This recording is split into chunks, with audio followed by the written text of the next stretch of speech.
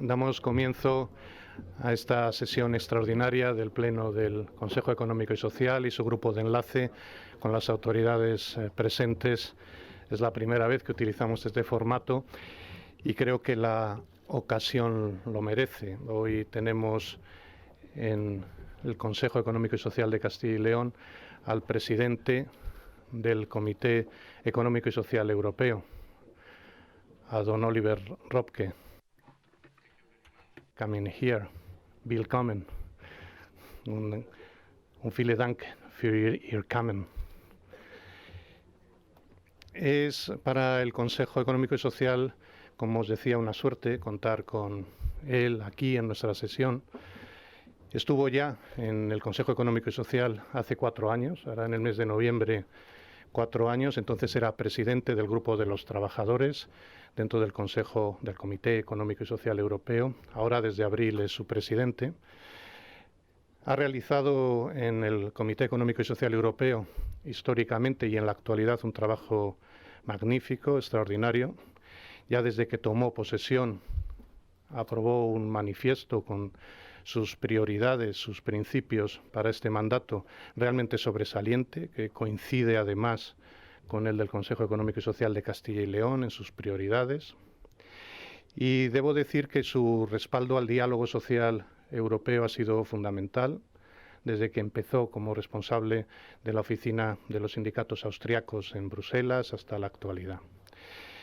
Es todo un ejemplo de impulso institucional, de europeísmo, de protección y defensa del Estado social y democrático a nivel europeo. Por eso, muchas gracias, Oliver, por estar con nosotros. A continuación, él se va a dirigir al Pleno, va a tener la ocasión también de atender un coloquio posterior. A las 11 debemos terminar por razones de agenda del presidente. Permitidme, los miembros del Consejo Económico y Social, los que estáis aquí presentes, los que están siguiendo la sesión a distancia, que dé la bienvenida especialmente a las personas que han querido compartir con nosotros hoy esta sesión.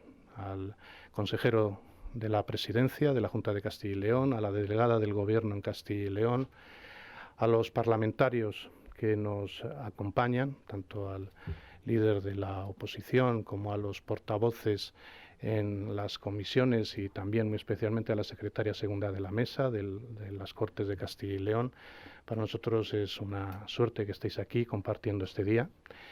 Quiero agradecer también, naturalmente, a la mesa de gobierno, aunque no lo necesita, dado que los secretarios generales de los 2 sindicatos más representativos, Comisiones Obreras y UGT, son quienes presiden este órgano junto con el presidente y la secretaria general de la COE de Castilla y León. Muchas gracias por todo lo que hacéis. Y dar la bienvenida también a 2 miembros del Comité Económico y Social Europeo que nos acompañan, tanto Carmen como José Antonio, gracias por estar aquí, y a 2 de los expresidentes del Consejo Económico y Social de Castilla y León, tanto a Pablo Muñoz Gallego como a Germán Barrio, que han querido volver a su casa también para esta sesión. Muchas gracias por todo. Y permitidme también un saludo especial al secretario general de apoyo de las instituciones propias, que también nos acompaña, secretaría general, que es fundamental en el funcionamiento de esta institución. Y sin más, presidente Ropke tiene la palabra.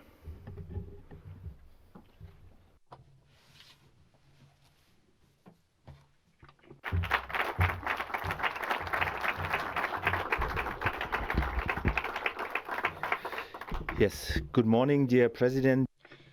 Buenos días, estimado presidente Enrique, presidentes generales, miembros del Parlamento,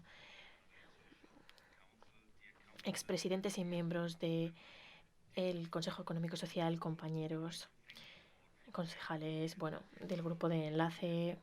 En primer lugar, me gustaría agradecerles por la invitación a esta sesión plenaria del Consejo Económico y Social de la Comunidad Autónoma de Castilla y León, en una ciudad tan bonita como es Valladolid. Especialmente Valladolid, que es conocido por tener uno de los debates morales y teológicos de la historia europea. Y creo que el presidente lo ha mencionado, que hace 4 años yo comencé y mi primera misión me atrajo a Valladolid, que yo recuerdo muy bien, ¿no?, grandes debates que tuvimos en aquel momento. Y recuerdo que Castilla y León también era una ciudad que se consideraba un modelo para el diálogo social y por anticipar cambio. Recuerdo que tratamos la industrialización, la reubicación de las industrias y también tratamos de maneras distintas de cómo afrontar estos retos. Y recuerdo que hubo un acuerdo entre todas las partes interesadas, entre las instituciones y los colaboradores sociales, que había una condición previa, ¿no?, para el cambio. Y por lo tanto estoy muy agradecido de poder volver a estar aquí con todos ustedes. Por supuesto, ahora soy el presidente del Consejo Económico y Social Europeo. Tengo responsabilidades, pero nunca voy a cambiar mis convicciones. Esto es algo muy claro que simplemente quería mencionar. Y en este aspecto aprecio mucho los encuentros que hemos tenido a lo largo de la mañana con el grupo con UGT y con comisiones obreras. Y creo que somos todas partes interesadas en este diálogo. He mencionado que Valladolid es una ciudad muy bonita, una región preciosa. No es un secreto que a mí me gusta mucho España, todas las regiones, debo decir, pero en concreto me gusta mucho Valladolid porque también se conoce como el lugar de nacimiento de uno de los debates morales y teológicos, como mencionaba, de la historia europea entre el teólogo de las casas y el humanista Sepúlveda. Y creo que este debate de Valladolid, cuyo legado aún sigue vivo, nos facilita un impulso positivo en las conversaciones de hoy. Cuando recibí su invitación y escuché sobre las dificultades que este Consejo tiene que afrontar en los temas del diálogo social tripartito, la consolidación y una resolución autónoma de conflictos laborales, les puedo asegurar que esto me ha preocupado mucho y que he trabajado con mis compañeros y comités previamente y veo esto como una continuación del previo trabajo. El diálogo social y la importancia de la colaboración social en el ambiente de trabajo siempre ha sido una parte central de mi trabajo y centro de mis preocupaciones. Durante más de 10 años yo he sido jefe de la oficina de Bruselas y de la Federación Sindical Austriaca, que era lo que representaba en aquel momento, y también de otros cuerpos europeos. Y también del diálogo social, Comité del Diálogo Social a nivel europeo. Entonces sé cuál es la importancia de este diálogo social. También previamente se me había seleccionado como presidente del CESE en 2019 y yo era relator de varias opiniones en el campo de laboral y políticas sociales. Por lo tanto, puedo decir que esta no es solo un tema de negocio, ¿no?, sino que es algo muy cercano a mi corazón. El Comité Social, Económico y Social está trabajando con una nueva agenda que desde mi punto de vista quiere colaborar con el proyecto europeo y no vamos a hablar únicamente por un lado de la economía y por otro lado del mercado libre o interno, ¿no? Creo que ambos tienen que colaborar, trabajar mano a mano y también estamos un poco preocupados, sobre todo desde el punto de vista de la industria, con la competitividad, ¿no? Somos conscientes de ello y lo queremos afrontar como el CES, pero creo que también nuestra agenda debe ser competitiva a nivel europeo y yo lo veo así. Creo que el diálogo social no es una contradicción, no, sino que es parte de este sistema. Actualmente la Unión Europea estamos afrontando varias crisis. Esto, por supuesto, no es un secreto, ¿no? Crisis geopolíticas, económicas y sociales que tuvieron lugar en parte por la pandemia, por la guerra entre la Federación Rusa y en Ucrania y flujos de migración y muy reciente hemos visto lo que se está desarrollando en Israel y en Gaza. Estos terribles ataques terroristas de Hamas y inmediatamente he condenado estas actuaciones. Hemos establecido unos términos de límite, ¿no? Y además también estamos, por supuesto, en solidaridad con la sociedad civil, pero también estamos viendo ataques que están recibiendo los ciudadanos y gente inocente de Palestina y de Gaza. Y aquí también tenemos que alzar nuestras voces. Creo que ambas partes son inaceptables. estos ataques a civiles. Entonces, hace poco, en una sesión plenaria con el Comité Social, hemos tratado estos temas desde ambos puntos de vista, porque creo que siempre hay que tener en cuenta ambos puntos de vista y no hay que olvidar si la sociedad civil y los inocentes están sufriendo y padeciendo estos ataques. Es cierto que este no es el tema de hoy, pero bueno, no importa si hablamos de pausas o de un alto al fuego, ¿no? Hay que tranquilizar la situación para poder proteger a los ciudadanos y creo que esto es muy importante y por favor permitidme que haya hecho esta referencia. Creo que cuando hablamos de todas las crisis a las que se enfrenta Europa ahora mismo, que podemos ver que todas estas crisis han contribuido a cuestionar la confianza de los ciudadanos en las instituciones democráticas y podemos ver que los valores fundamentales europeos no se pueden dar por sentado. Y no es algo que únicamente hemos visto en Europa, sino que es algo que ocurre a nivel global, que están decreciendo estos valores y por eso deberíamos juntar nuestras fuerzas entre los demócratas de la Unión Europea para poder defender nuestros valores democráticos, valores fundamentales y derechos humanos. Al mismo tiempo, he hablado de la crisis económica, crisis social, y creo que la Unión Europea está luchando contra el cambio climático y esta transición ecológica y digital. Tenemos muchos retos y esto fortalece la cohesión de la Unión Europea, que está ahora mismo en riesgo.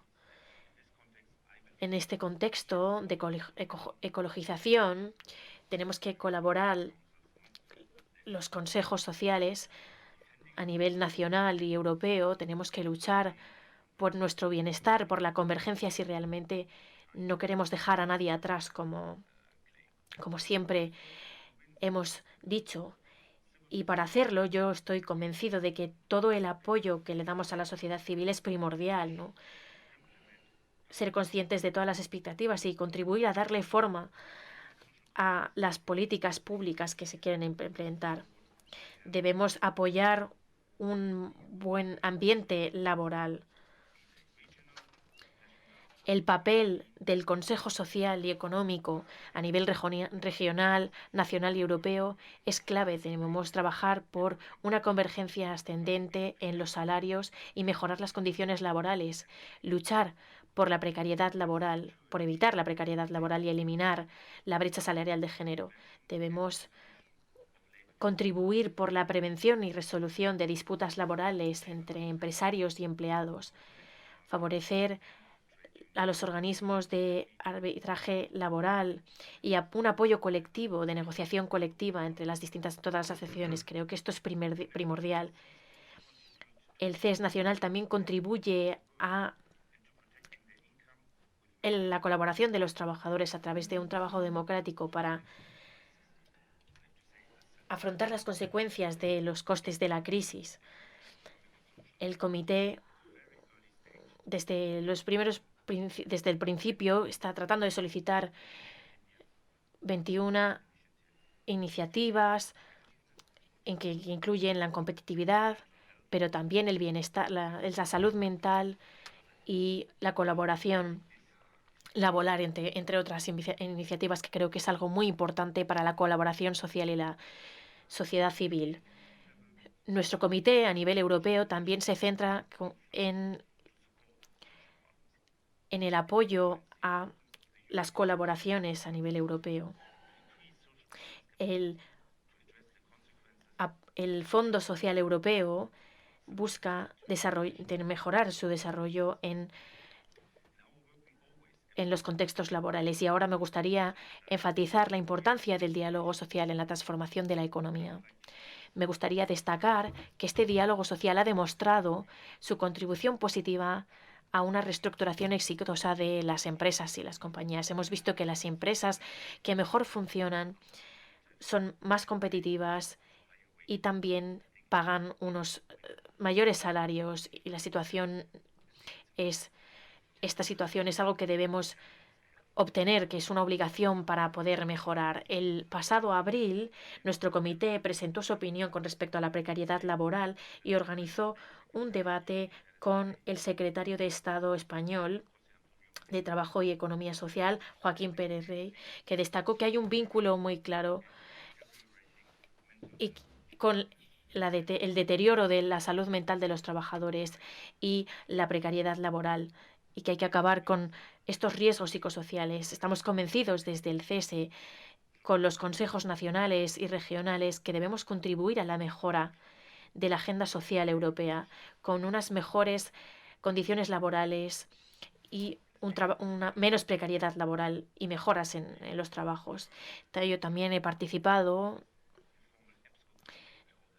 en un nuevo consejo donde nos reunimos muchos ministros de economía, y creo que es muy importante el diálogo social y la colaboración por unas mejores ecologías. Y se mencionó también que el CES y Mari Carmen Chamorro, que también era relatora de esta opinión, que mencionó muchas ideas sobre estas colaboraciones con respecto al cambio climático y la transición ecológica. El ministro de Trabajo solicitó a que la Unión Europea debería haber más diálogo que nunca, sobre todo teniendo en cuenta los grandes retos a los que nos enfrentamos, como por ejemplo la emergencia climática y el cambio digital y tecnológico. El próximo mes tendré la oportunidad de compartir mis pensamientos sobre estos temas junto con Antón Costas, presidente del CESE en España, con quien estamos coorganizando en Madrid un encuentro anual con los consejos económicos sociales. Todos juntos estamos colaborando y tenemos también relaciones con las distintas instituciones laborales, con una libertad de asociación y negociaciones colectivas, que son muy importantes a la hora de asegurar los derechos laborales. Somos los que estamos más cercanos a las preocupaciones de los ciudadanos. Este diálogo tripartito, que es de la mayor importancia para poder escuchar estas preocupaciones y expectativas y para tener un equilibrio. Permítanme, por favor, que me acerque un poco ya, ahora que me acerco al final, en centrarme en algunas de mis prioridades políticas, porque como he mencionado hace unos instantes, la resiliencia europea y los valores fundamentales están bajo mucha presión.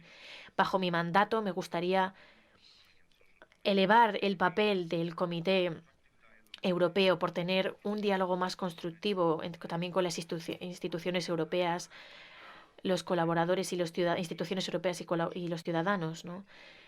Busco que la sociedad civil como tal de toda Europa tenga un espacio donde pueda desarrollarse y mejorar. Debemos mejorar y promover los estándares y también una consolidación de nuestros equipos. Yo siempre he solicitado que se haga una prueba donde los Estados miembros europeos participen más allá de sus fronteras, para que hagan unas colaboraciones y que luego compartan sus resultados con todos, que hayan recibido por toda Europa. La Comisión está buscando un informe de derechos humanos en los países también candidatos.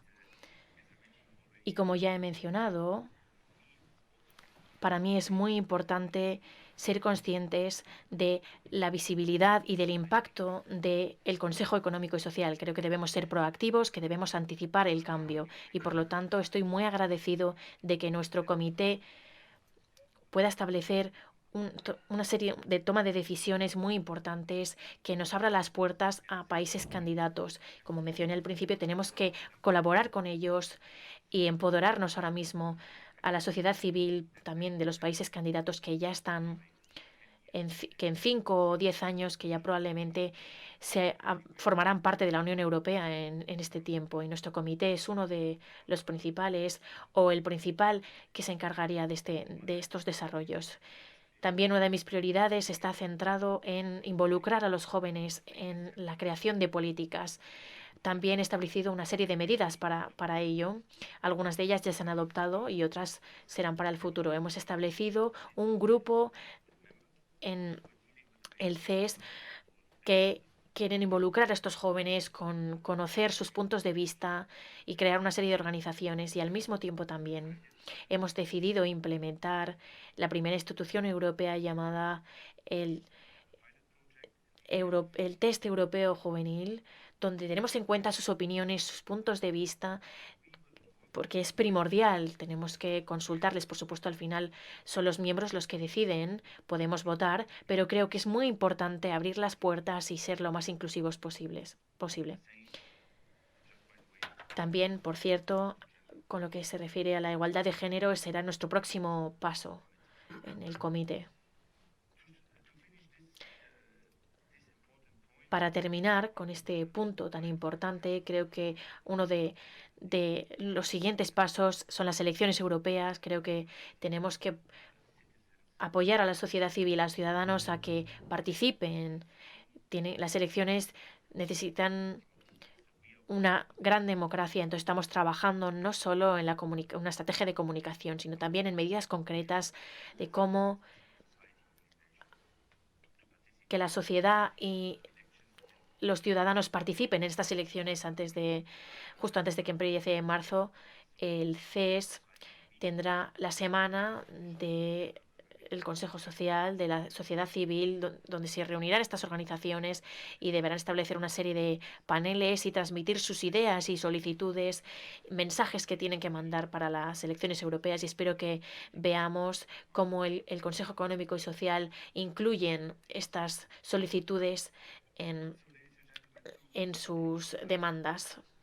Para concluir, me gustaría decirles que, hace unas pocas semanas mandé una carta a todos los presidentes del Consejo Nacional y les consulté con respecto a las actividades, con respecto a las elecciones europeas, y yo creo firmemente que los consejos europeos y regionales y nacionales pueden contribuir, colaborar juntos para dar forma a la agenda de la Unión Europea, para que se comprometa con la sociedad civil durante los próximos 5 años. Esta es otra de las razones por las que con gran placer voy a trabajar, y reitero para la sociedad civil mi gran apoyo para el diálogo social en todas las instituciones que lo representan. Puedo asegurarles que estamos siempre a su lado con respecto a la fortaleza y la defensa del diálogo social. Así que, de nuevo, muchas gracias. Estoy muy agradecido por la oportunidad que se me ha dado por intervenir hoy. Muchas gracias.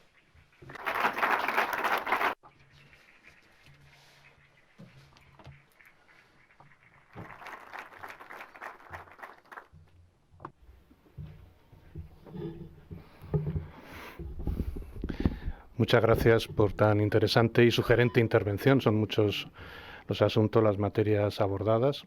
Una de ellas sobre ese nuevo mecanismo, sobre ese nuevo instrumento sobre la juventud. Tenemos a la presidenta del Consejo de la Juventud de Castilla y León. Le doy la bienvenida y las gracias por estar aquí. Sin duda estaremos muy atentos a esas propuestas y esos cauces de participación en materia de juventud. Tenemos ahora media hora para establecer un coloquio con el presidente Oliver Roepke, así que estamos a vuestra disposición.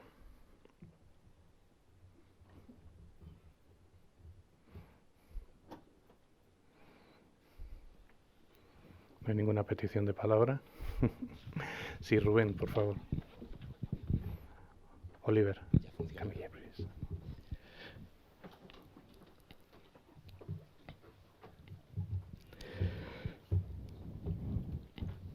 Yes, first of all, thank you so much for coming here. Gracias por venir, es un placer realmente tener la oportunidad de escucharle y también, escuchar una voz tan relevante como la vuestra, como la tuya en Europa. Me parece muy pertinente. Voy a hacer la pregunta en español, si no importa, para que sea más fácil también que mis propios colegas me comprendan. Comenta que se prevé un incremento de la participación de la juventud en la institución. Como representante de una organización integrante de la economía social, ¿está prevista también el incremento de la participación de las organizaciones que representamos este tipo de economía, además en un momento como el actual en el que la apuesta de Europa para los próximos años pasa por una promoción y una potenciación de la economía social? Gracias.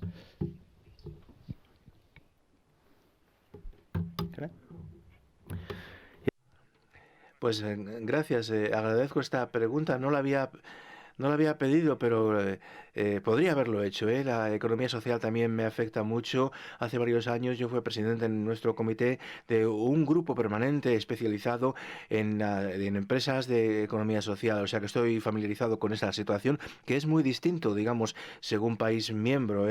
La economía social en española es distinta de la que tenemos en Austria, por ejemplo.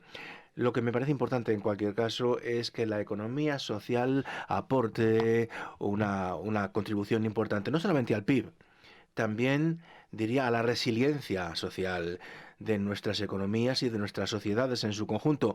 Por consiguiente, yo siempre la he defendido y recuerdo que cuando era presidente de este grupo luchábamos por tener un plan de actuación especializado en Europa.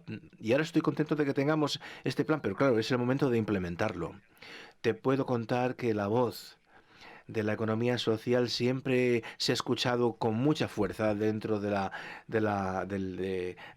CESE. Esto va a seguir dentro de unos pocos días o semanas, no recuerdo exactamente ahora, pero muy pronto vamos a celebrar una conferencia, digamos, lo sabréis mejor que yo, ¿no? En San Sebastián, al hilo de la presidencia española de la Unión Europea. Voy a pasar 2 días allí, cosa que me encanta, e insistiré en que la declaración que se firme el segundo día por parte de los ministros de muchos Estados miembros también la firme también el CESE.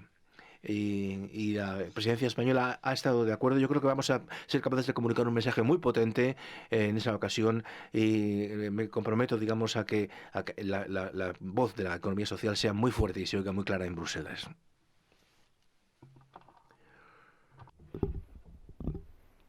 Del ámbito agrario no tenemos ninguna. Don Aciano, por favor. Buenos días. Muchas gracias, presidente del CES de Castilla y León y sobre todo del presidente del CES europeo.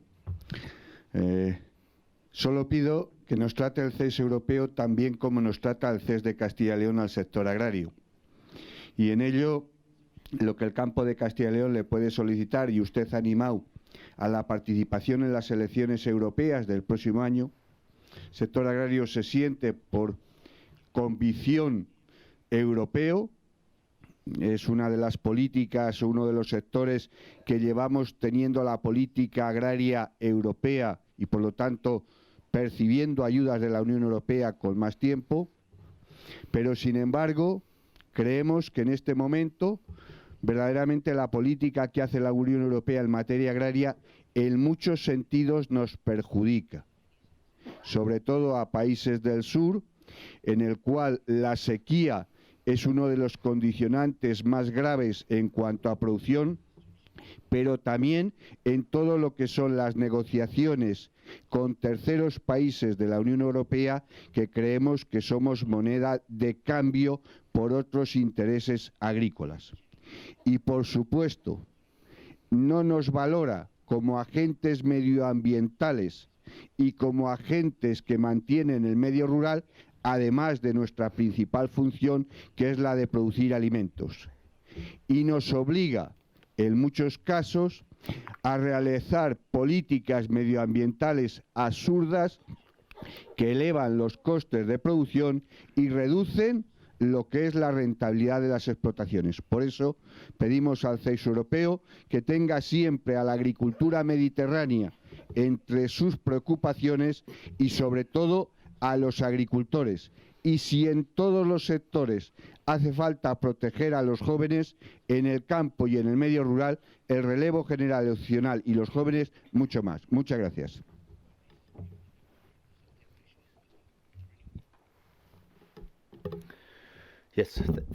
Sí, muchas gracias por esta, más que pregunta, por esta declaración que comprendo muy bien, porque nosotros en el CESE tenemos un pilar muy fuerte de representantes del mundo agrícola, también en el grupo sindical y en el grupo también de los empleadores, ¿no? El presidente de la organización de empleadores, digamos, de empresarios agrícolas, es parte de esta comisión y tiene una voz muy fuerte, te puedo garantizar, en este sentido. A veces estoy de acuerdo en que hay un debate controvertido entre los objetivos del Pacto Verde, por una parte, y por otra parte, bueno, la necesidad de garantizar que nuestras estructuras, empresas del mundo agrícola estén garantizadas y no se vean expuestas a peligros innecesarios. Estoy de acuerdo siempre. Hemos intentado tener una posición muy equilibrada al respecto. La cuestión que planteas en torno a las necesidades específicas del sector agrícola en el Mediterráneo, me parece que es algo con lo que estaría de acuerdo. Hace poco celebramos una conferencia muy importante en Alicante. Allí hablamos de cambio climático.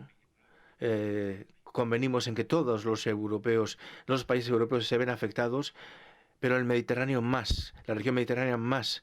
Aquí digamos que el impacto es mucho más severo y es algo que tenemos que tener muy presente. Has hablado de las sequías, en nuestra sesión plenaria del último fin de semana presentamos una iniciativa en el CESE para lo que denominamos un pacto azul, porque se habla mucho del pacto verde, pero a veces pensamos que concretamente el problema del agua no recibe la atención que merecería, que necesitaría bajo el paraguas del Pacto Verde.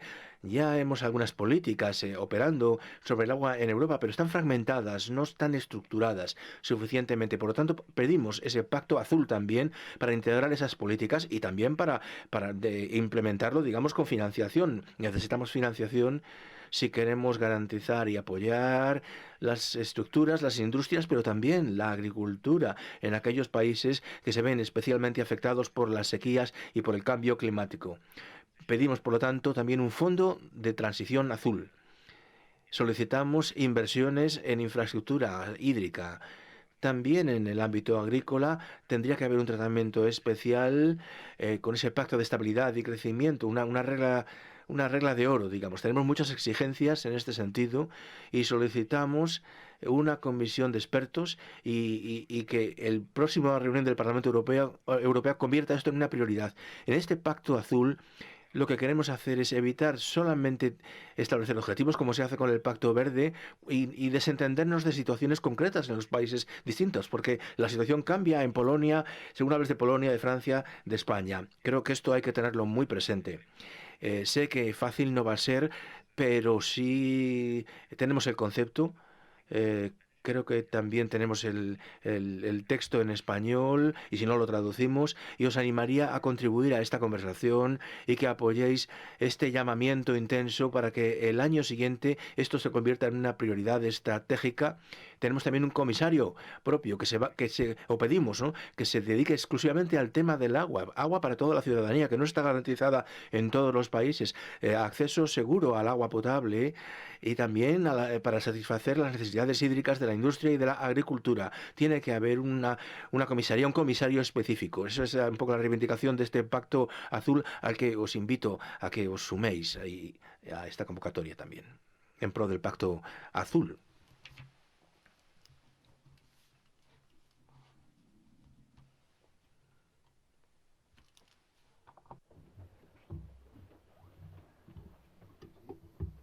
¿Se oye? Ahora. Oliver, gracias por estar aquí y reforzar y empujar esta magnífica casa que es el Consejo Económico y Social de Castilla y León, que es desgraciadamente en estos momentos un oasis en esta comunidad. Y decirte que lo agradecemos porque la semana pasada se ha hecho, aprovechando la presidencia europea, varias jornadas en el Bierzo sobre transición justa y se ponía de ejemplo el acuerdo de minería, que ha sido el único en el mundo en el cual lo han firmado los agentes sociales y el gobierno de la nación, ¿no? Y esto, con todos los miembros de la Unión Europea preguntando qué estaba pasando en Castilla y León, que se había pasado de una situación, digamos, de ejemplo a seguir, como hace muchos años nosotros veíamos Austria, por ejemplo, donde se aprendió mucho del tema de cómo se concertaba, o sea, no había acuerdo si no estaban todas las partes de acuerdo, con lo cual a nosotros eso nos supuso también un respaldo y un empujón en la creencia del diálogo social, y todo el mundo preguntaba eso, qué es lo que estaba pasando, que ahora esto estaba frenándose, incluso yendo hacia atrás, ¿no? Y al final el respaldo y el empuje que se viene dando desde la Unión Europea significa que o fortalecemos las instituciones desde la concertación y el diálogo social, o francamente flaco favor se está haciendo en el avance de los derechos de la ciudadanía, y uno de ellos, y bien lo has dicho tú y siempre te lo he oído decir, que es un valor fundamental el tema del diálogo social. Por lo tanto, agradecerte que nos hayas cargado las pilas. La semana anterior también desde Europa se nos transmitió ese empuje a seguir creyendo, como creemos como organizaciones, en el diálogo social, y sobre todo que todos los obstáculos que tengamos y que nos vengan en el futuro, y ojalá no venga ninguno, signifiquen afianzar esto que se valora fuera y que aquí se está intentando denostar. Muchas gracias, Oliver. Yes, thank you very much. Muchas gracias. Veo que no hay una pregunta concreta, pero sí que un comentario muy interesante que subrayo. Has hablado de Austria, y como yo soy austriaco, naturalmente sí, conozco muy bien la situación austriaca. Y también he hablado con los empleadores, con los empresarios antes, de que el sistema austríaco se basa mucho en el consenso generalizado. Ahora, no es exportable, cada país tiene su cultura, su historia, su trayectoria, pero sí siempre podemos aprender. Podemos tomar prestados, digamos, elementos de determinados sistemas. En nuestro caso es que tenemos sindicatos fuertes, instituciones fuertes y también organizaciones empresariales fuertes que negocian de manera independiente, sin interferencia. Y a mí me parece que este modelo ha sobrevivido, y no solo eso, sino que ha demostrado su calidad hasta el momento presente. Ahora tenemos una serie de coaliciones distintas. Tuvimos primero una socialista, luego otra más conservadora de centro-derecha, pero el diálogo social y los agentes sociales siempre estuvieron ahí. Esto me parece importante, esta estabilidad en las relaciones, digamos, laborales y económicas, porque esto aporta una estabilidad general para la economía y el conjunto de la sociedad que me parece importantísima. Y yo creo que el camino que tenemos que acometer de cara al futuro en el tema del diálogo social ya está diseñado, este camino, por la Comisión Europea. Tenemos esa declaración, esa recomendación de la propia Comisión Europea, y yo creo que ese es el camino que tenemos que apoyar. Yo apoyo plenamente a Nicholas Schmidt en pro del fortalecimiento del diálogo social a todos los niveles. Nosotros nunca interferiremos con las políticas nacionales, esas son la soberanía de cada país, de cada región también, pero sí que podemos subrayar y reiterar nuestro apoyo a esos principios y al respeto del respeto del diálogo social. Por su asistencia.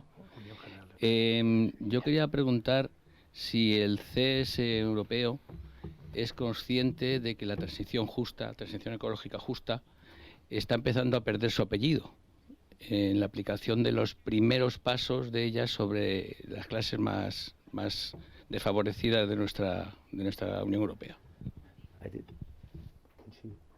Sorry, could the translator repeat this? I did not. That was a bit technical. Sí, perdón, hubo un problema técnico, y si se podría repetir la pregunta, por favor.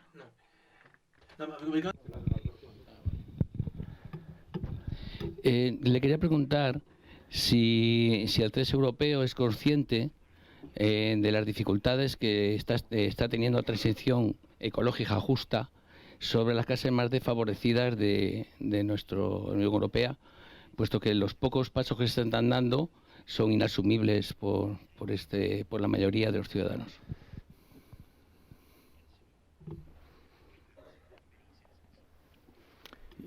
yes, I can tell you we are not only fully aware. No solo es que estemos plenamente conscientes, sino que hemos tenido muchos debates, algunos muy controvertidos. Tenemos opiniones distintas sobre esta cuestión. Como dije al principio, apoyamos el Pacto Verde, el último término, sí, pero siempre decimos que el Pacto Verde ha de ser un pacto social. Tenemos que garantizar que nadie queda atrás. Ese es el principio fundamental. Y como has dicho, en lo que hace a la implementación de este Pacto Verde, nos enfrentamos efectivamente a dificultades. En muchos países, yo soy hablante de alemán, ¿no? Y he visto que también en Alemania es muy difícil transformar sistemas de calefacción, por ejemplo. Hay mucha desinformación al respecto también, pero finalmente creo que solamente podremos progresar en esta transición verde implicando a la ciudadanía y al conjunto de la economía. Siempre insistimos en esa transición justa y en ese fondo de la transición justa. Pensamos que las medidas que se han implementado hasta ahora son insuficientes. Queremos más, pedimos más y especialmente queremos poner de relieve que algunas regiones concretas reciben un impacto más fuerte. Antes hablamos de la agricultura en los países mediterráneos. Lo mismo se puede decir de algunos sectores industriales. Creo que necesitamos unas políticas industriales más especializadas, más específicas, que pongan el foco en las regiones más débiles, más vulnerables en este asunto. Y comparto un ejemplo, una referencia que he leído hoy, que tiene que ver con el presupuesto, la idea de que en el próximo presupuesto europeo tenemos que evitar políticas de austeridad. La austeridad ya demostró su fracaso. Vemos que esto sucede, que hay países que insisten en esta línea. Creo que esto hay que evitarlo. De lo contrario, esta transición verde estaría abocada al fracaso.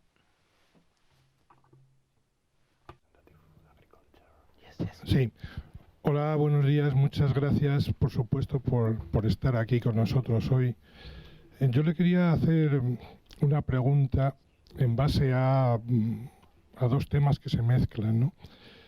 Nosotros, desde el punto de vista agrícola y ganadero, estamos viendo cómo se está apostando muchas veces por las nuevas tecnologías, por el cambio climático. Estamos viendo cómo hay que apostar por políticas de transición de producción energética, pero estamos viendo que en muchos casos no se respeta lo primordial que teníamos que defender en la Unión Europea, que es la producción de alimentos, ¿no? Estamos viendo cómo hay fuertes inversiones y fuertes presiones para quitar terreno agrario para poner instalaciones de placas solares. Estando de acuerdo con la energía solar, desde luego que hay que aprovecharlo, nosotros lo que decimos es que lo primero que deberíamos defender es precisamente lo que se defendió en el Tratado de Roma en el año 53 cuando se creó la Unión Europea, que era tener la política común que siempre ha habido, la de facilitar alimentos a toda la población europea. Hemos visto con la pandemia que el problema principal en muchos casos era la alimentación, que llegase de forma correcta. Lo estamos viendo con las catástrofes humanitarias, lo estamos viendo con las guerras. Desde nuestro punto de vista, como organizaciones agrarias, estamos viendo que parece que hay una política de eliminar la producción agraria de la Unión Europea, facilitar las importaciones de terceros países y a nosotros dejarnos, por lo menos a la zona mediterránea, para producción de energía eléctrica. En Castilla y León tenemos mucho terreno desaprovechado, mucho terreno para poner instalaciones, pero precisamente donde se quieren poner es en las tierras que producimos alimentos. Por eso nos preocupa mucho y nos gustaría trasladar eso, que se traslade también en el CES europeo, ¿no? Y si es cierto lo que nos tememos de que si aquí se facilita la importación de productos producidos con cualquier materia activa que aquí lleva prohibida 30 años, ¿por qué se hace eso? ¿Por qué llegamos a esa hipocresía política? Si es verdad que se está favoreciendo este tema.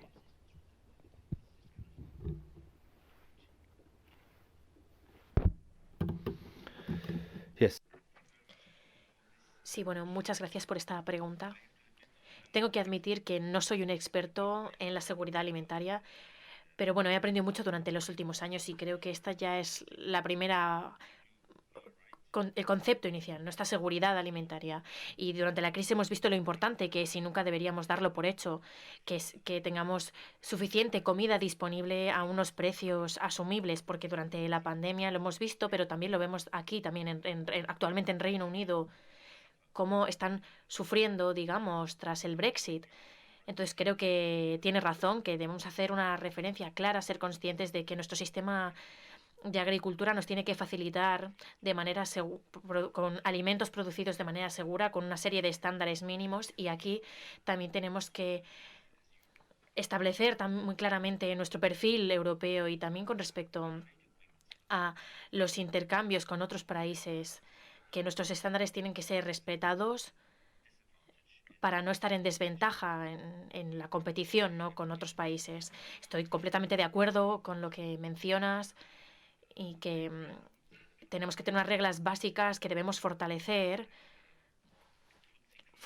esta seguridad alimentaria y, por supuesto, que haya alimentos disponibles y, de nuevo, apoyo lo que has mencionado y también me lo llevo y lo compartiré con mis compañeros, que este tema debe ser tratado de nuevo en el Comité Económico y Social Europeo y, bueno, les informaremos después de que tomemos una serie de medidas y que trataremos de que sean permanentes, y también tendremos problemas con países candidatos, como por ejemplo si nos centramos en Ucrania, si Ucrania antes o después formará parte de la Unión Europea y su sistema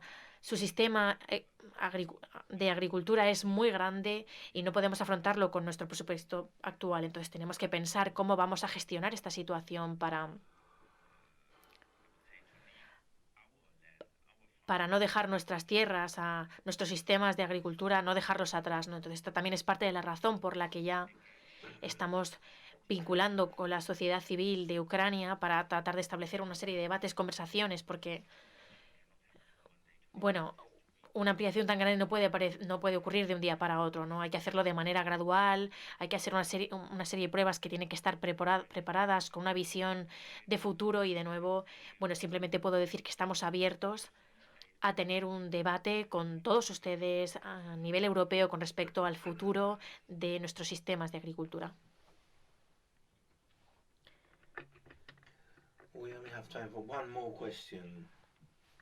En principio, agradecerte la presencia aquí por segunda vez.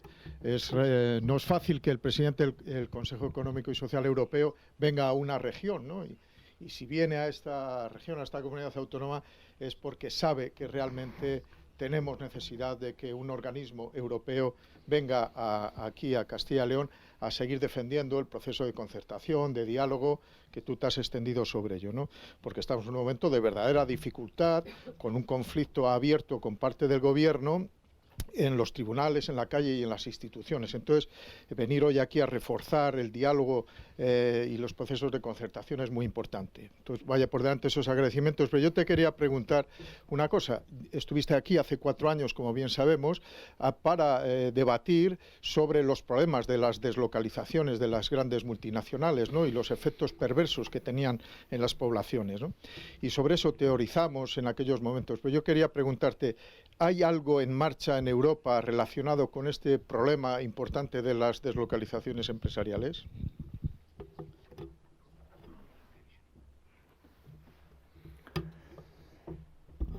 Yes.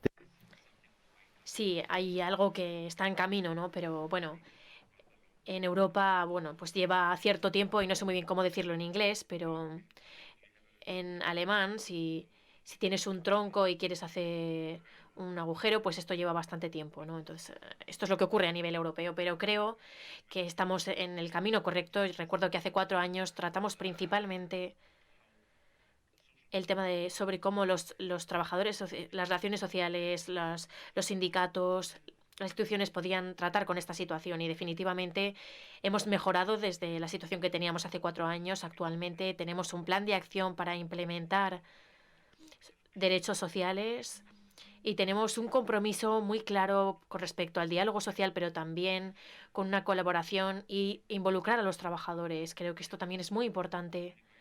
Y estoy muy agradecido de que el gobierno español lo haya mencionado, porque normalmente suele ser un contexto un problema más de norte o quizá alemán, ¿no? Que si los sindicatos pueden ser colaboradores y no solo que no se genere un conflicto, ¿no?, con las distintas empresas, pero involucrarles también en la hora de tomar decisiones. Aquí estamos un paso más adelante junto con la Comisión, que han anunciado que quieren llevar a cabo una serie de iniciativas en el futuro. Nicolás lo mencionó y, como acabo de decir, hace muy poco establecimos un debate con los ministros europeos, con los ministros de Trabajo, porque ¿cómo podemos mejorarlo? Porque puede haber un consenso general con muchos ministros, no solo de España, sino de Eslovenia, de Suecia, de distintas regiones, para ir todos en esta dirección y poder asegurar que tenemos una mayor cooperación, somos más proactivos. Entonces hay muchas cosas que vienen en camino. En concreto, por ejemplo, es primordial los salarios de los trabajadores, ¿no? Y otro punto también, que aquí todavía tenemos cierto trabajo que hacer, son las políticas industriales. De alguna manera tenemos una especie de plan de elección, ¿no?, para estas políticas con Estados Unidos, pero no es suficiente. Creo que estamos todos de acuerdo. Tenemos que asegurarnos de que nuestras industrias están protegidas, no tanto como proteccionismo, pero más en una competición justa. Esto es algo que todavía no hemos conseguido. Lo vemos con China, con el sector de automoción. Es muy competitivo con las distintas regiones y el Estado está trabajando muy ampliamente con los subsidios, por ejemplo, pero es algo en lo que Europa todavía tiene que trabajar. Quizá es algo que todavía no es lo suficientemente conocido, pero tenemos que quizá tomar el riesgo, tener trabajos de las mejores calidades en Europa y también en España. Y bueno, quizá correr un poco el riesgos, porque hay regiones fuera de Europa que tienen distintos subsidios y no es una competición justa ahora mismo, y creo que es algo que todavía también se ven afectados los trabajadores y algunas empresas. Hay mucho trabajo por delante, pero creo que todas sus contribuciones aquí son muy importantes. Creo que tú viniste también a Bruselas, me acuerdo, y también esto es en parte gracias a ti, a muchas de estas iniciativas que el comité ahora está teniendo en cuenta y está tratando de abordar con respecto al diálogo social, porque esto es de sentido común ahora mismo en la Comisión Europea. No era el caso, digamos, hace, por ejemplo, 10 años.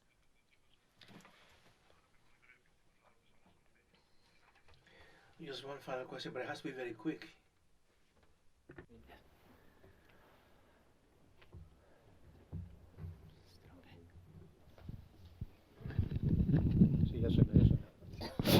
Bueno, buenos días a todas y todos. Agradecerte una vez más que estés en Castilla y León, y voy a ser muy breve. Todos estamos de acuerdo de que necesitamos una Europa más fuerte, de que la mayoría de los acuerdos y normativas viene de la propia Unión Europea. Pero el problema que nos estamos encontrando, y eso es la pregunta concreta, ¿qué se puede hacer desde el CESE europeo ante incumplimientos de acuerdos que obligan a toda Europa? Y me refiero a dos concretamente.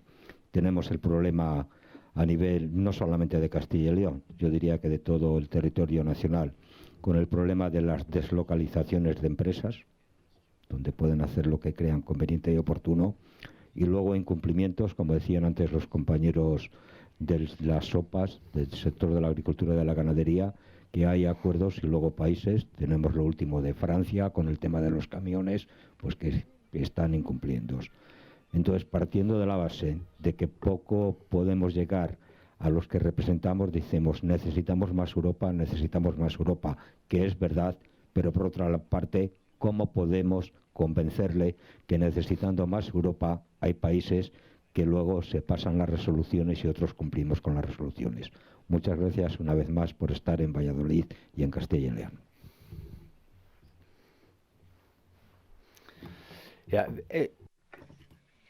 Sí, como mencioné al principio, por supuesto, no puedo interferir en situaciones específicas nacionales porque simplemente no las conozco. Pero lo que sí que puedo decir es que cuando regiones o países no cumplen con las normativas europeas o las directivas europeas, se realizará un procedimiento en la Comisión Europea, ¿no?, que tomarán una serie de acciones con respecto a esto. Pero siempre creo que está bien establecer estas disputas en los niveles a los que les corresponde y por lo tanto, bueno, sigo abogando, ¿no?, por estas ideas que a nivel europeo, a nivel nacional, regional y por supuesto europeo, como mencionaba, es que si estos conflictos si se desarrollan, creo que deberíamos tenerlos en cuenta y afrontarlos en el nivel que corresponde. Creo que como del Comité Europeo Económico y Social no podemos centrarnos, no podemos trabajar en todo porque digamos que no es nuestra labor como tal, pero si hay un requisito, una solicitud, algo que nos están pidiendo porque no se trata como debería, puedo asegurarle que si me llaman los sindicatos, los trabajadores, los empleadores, entonces nuestro comité siempre será un foro para estas colaboraciones y darles voz a todos estos grupos. Esto se lo puedo garantizar y si digamos que, por ejemplo, necesitamos más acciones europeas, sí, creo que estoy de acuerdo, vamos.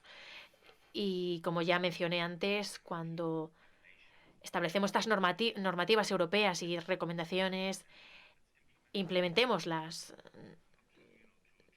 No solo simplemente para, digamos que las damos por hecho y luego se nos olvidan. No, esto es algo que vemos también muy común en los consejos europeos y que los líderes culpan a Europa. Europa no está haciendo su trabajo como debe. Pero al final han implementado algunas de las recomendaciones europeas o de las directivas. Entonces creo que deberíamos centrarnos muy bien en las implementaciones y con lo que respecta a nuevas normativas, nuevas actividades, creo que al menos nosotros en ECE siempre intentamos comprometernos con todos los grupos, junto con los trabajadores,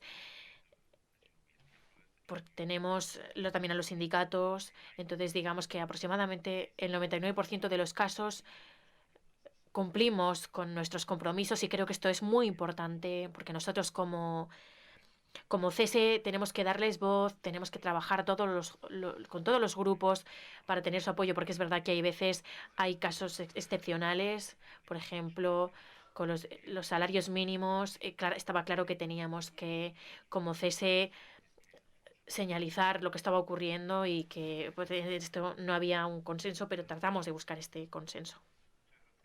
Oliver, tenemos que finalizar ya, puesto que ha de ir a Madrid, a ese acto que ha anunciado antes que tiene esta tarde. Yo quería antes, Oliver, hacerte entrega de este logotipo del CES de Castilla y León que hemos preparado cuando se celebró el 30 aniversario, 13 years we are working here in this ECS, and it's for you. It's great.